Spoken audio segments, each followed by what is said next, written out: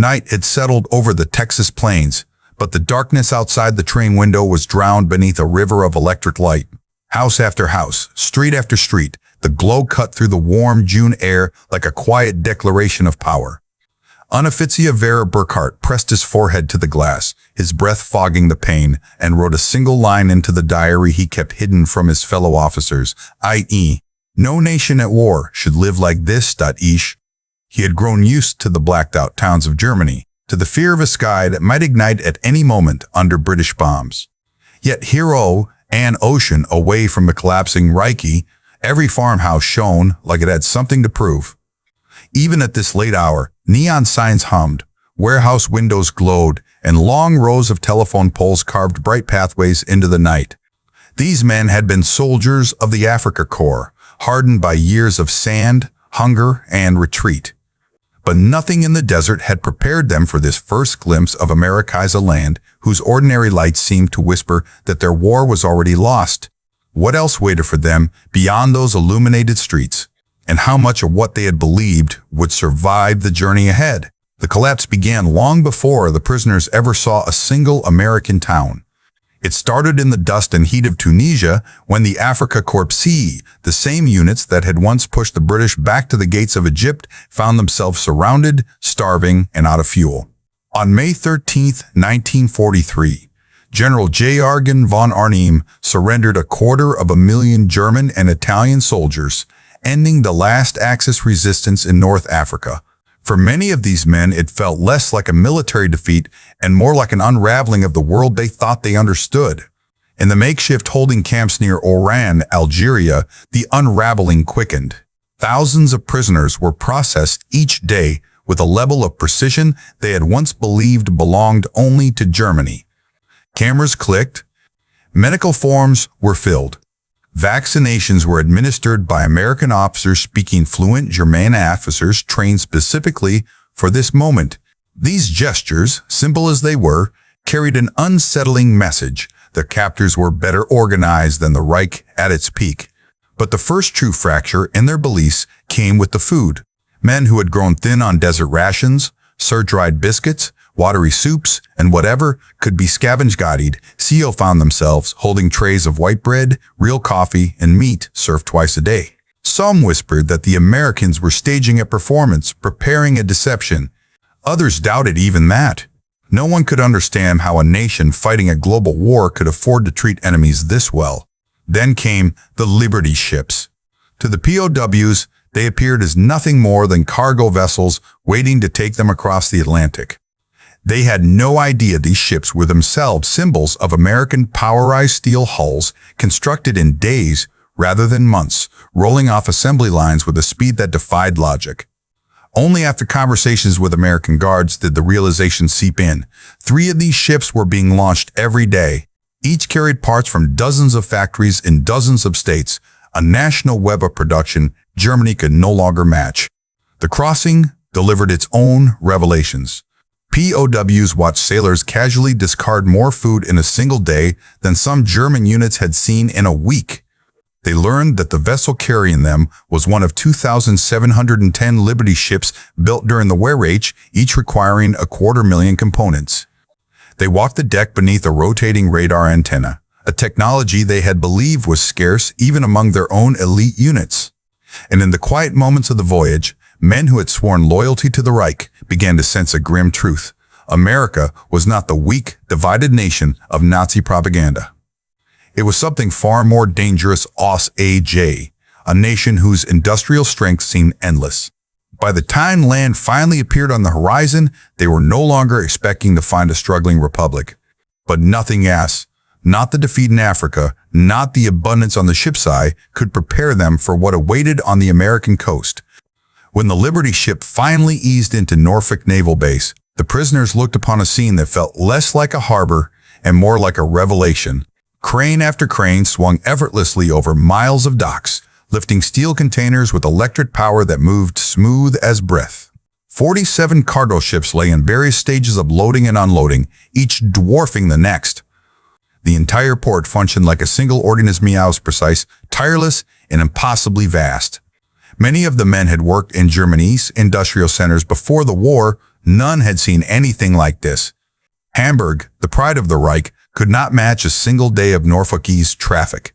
From the moment they stepped onto American soil, the myth of a weak, disorganized America began to die.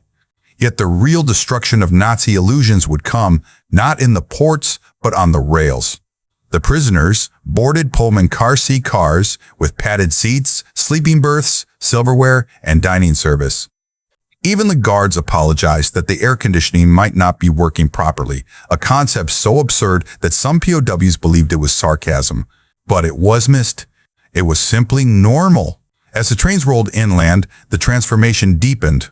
Night after night, the prisoners pressed their faces to the glass, watching towns blaze with light. Tiny communities, some Martinsville, Danville, Greensboro, glowed like cities, their storefronts illuminated, their factories running second and third shifts.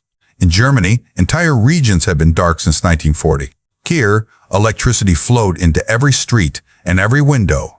A single railway yard consumed more power in 1 hour than many districts of Berlin used in a day. Then came the factories. The Alcoa plant in Tennessee stretched for miles along the river, its furnaces devouring more electricity than Munich itself. In Louisville, 4 synthetic rubber plants, built in only 18 months, sigh-howered over fields that had been empty the year before. German engineers on the train recognized the machinery instantly: catalytic crackers, distillation columns, polymerization units. But what stunned them was not the technology, it was the scale. Each plant was larger than anything Germany had ever built, and there were dozens more across the country. And looming above all of it was Willow Run. Even from the train tracks, the factory dominated the horizontal 2.5 million square feet of steel and glass, producing a B-24 Liberator every 63 minutes. Prisoners counted the bombers visible through the open doors, fuselages, wings, engines lined up in stages of assembly. At its peak, 42,000 workers, many of them women, operated the plant. The Germans had been told American aircraft were inferior, built hastily by amateurs. Yet here, even through a brief passing view, they saw workmanship that contradicted every word of Nazi propaganda. These machines were not inferior. They were simply produced faster than anything Germany could imagine. The deeper the trains traveled into America, the clearer the truth became. They were moving through a nation mobilized not by coercion, but by capacity. Factories roared, rail lines pulsed, farms stretched to horizons that seemed unreal. This was not just industrial power, it was industrial confidence, the kind that could fight a war on 2 fronts without dimming a single light bulb. And as the POWs watched this world pass beyond the windows, a single thought settled over them. Germany had challenged a giant it never truly understood. The shock of American abundance did not end with the train ride. It deepened the moment the prisoners stepped through the gates of Camp Hearn in Texas, a facility built in 4 months yet equipped with comforts that many German civilians had never known. Barracks held electric lights, flush toilets, steam heat, and hot showers. The camp hospital contained X-ray machines, surgical tools, and medicine that German doctors had not seen since 1941. When Dr. Friedrich Bauer first examined the supply room, he paused at a box of penicillin, a drug so scarce in Germany that it had become the subject of rumor. Here, it was used freely, even for minor infections, even for prisoners.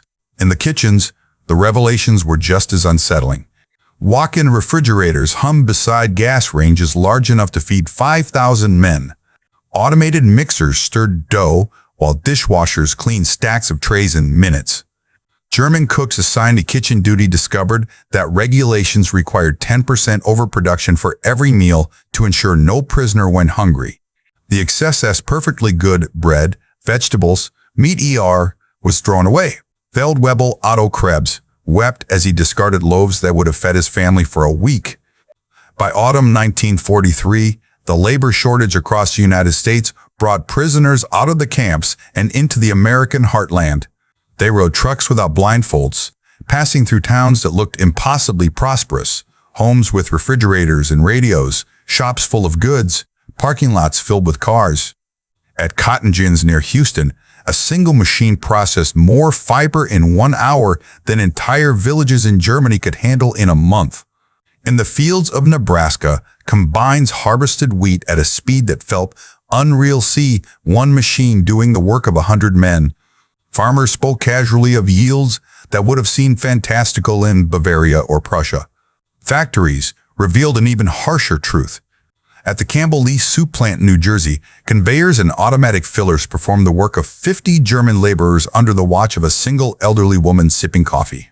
In Ohio, the blast furnaces of Republic Steel roared day and night, producing more steel in one plant than the entire Ruhr region at its wartime peak.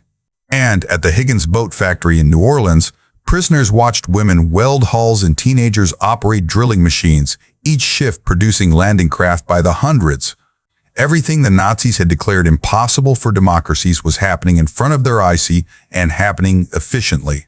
The psychological impact became impossible to hide. Major Paul Neulandiers reports described ideological collapse syndromic, fanatical Nazis falling silent, loyalists questioning everything they had been told. The treatment of Italian prisoners after Italy's surrender deepened the fracture. Italians who cooperated with the Allies earned wages, ate in American restaurants, and enjoyed freedoms unthinkable in Germany. German soldiers watched, stunned, as former Allies were treated with a dignity the Reich had never offered them. Then came Christmas. More than 500,000 care packages arrived from churches and civic groups, cigarettes, candy, toiletries, game sets sent to men who had tried to kill American sons months earlier. Choirs sang carols in German. Mothers from nearby towns baked cakes for the prisoners. The meal itself, turkey, ham, vegetables, pies, and ice cream, exceeded anything the men had eaten since before the war. Some grew ill from eating too quickly, unable to believe such abundance was ordinary. And yet the final blow would not come from generosity but from truth. In 1945, as American forces liberated the concentration camps, the footage was shown to German prisoners. Many refused to believe it at first. But the images, the testimony, the letters from home all aligned. What shattered that day was not merely faith in victory, but faith in the moral foundation of the Reich. Men who had endured defeat now confronted something far heavier, the knowledge that they had fought for a lie. From the American perspective, the transformation of German prisoners was never an accident. It emerged from a deliberate philosophy of Brainus Wone that treated strength not as the ability to crush an enemy, but as the capacity to demonstrate a better way to live. The United States understood that industrial power alone could win battles, but only a combination of abundance and dignity could win minds. And in the crowded camps, scattered across 45 states, that philosophy unfolded with quiet precision. At the center of this effort stood the Special Projects Division, a small but influential arm of the Provost Marshal General Lasch's office. Its mission was simple: allow German prisoners to see America for what it truly was. No forced indoctrination, no slogans, no slogans, no punishments for dissent, but instead the program offered access to newspapers, libraries, lectures, and camp-run newspapers edited by anti-Nazi prisoners. Education became the battlefield where democracy proved its resilience. Over time, discussion shifted from bitterness and denial to economics, constitutional government, and the possibilities of a Germany rebuilt on entirely different foundations. For American strategists, this shift had profound implications. A future Germany aligned with democratic principles was essential to post-war stability and essential to preventing another nationalist revival. By granting prisoners an unfiltered view of American industry and society, the United States aimed to plant the seeds of reconstruction before the war had even ended. The approach contrasted sharply with the brutality of Nazi occupation policies. Where the Reich ruled by fear, America ruled by example. Where Nazi propaganda demanded obedience, American prosperity invited curiosity. Beyond America's borders, the effects spread quietly. British and French observers recognized the power of this Model A, especially as German prisoners began writing home about their experiences. The stories of abundance, opportunity, and tolerance traveled back across the Atlantic, undermining the last fragments of Nazi credibility. And after the war, when the Marshall Plan was announced, it found a receptive audience among former POWs who had already witnessed the potential of democratic capitalism firsthand. These prisoners would later help shape the institutions that defined post-war Europe, a unified Western alliance, a stable West German republic, and an economy rebuilt on efficiency rather than coercion. Their conversion patient, voluntary, and grounded in lived reality, reality estate became one of the most subtle victories of the war. In the eyes of American planners, this was proof of something deeper, that the true strength of the United States lay not only in its production lines or military power, but in its ability to transform enemies into partners through the quiet force of its own example. In the end, the journey of the German prisoners of war became something far greater than a wartime footnote. It became a testament to the quiet power of a society confident enough to treat its enemies with dignity, wealthy enough to feed them generously, and strong enough to reveal its flaws without fear. What the prisoners witnessed conbrate knees, cross railways and farmlands, factories and camp libraries, was a different kind of might, a civilian strength built not on conquest, but on creation. For men raised on the certainties of Nazi ideology, this revelation reshaped everything. They saw that prosperity did not require oppression, that unity did not require fear, that freedom, when paired with opportunity, could produce more steel, more food, more innovation, and more hope than any authoritarian dream. Some understood this truth in the glow of American cities that never dimmed. Others grasped it in the quiet of camp classrooms, where professors taught physics and history to men who had once marched under the swastika. And for many, the moment came in a simple act of kindness, American church sending Christmas gifts to strangers who had fought on the wrong side of history. When these men returned to Germany, they carried more than memories. They carried a blueprint.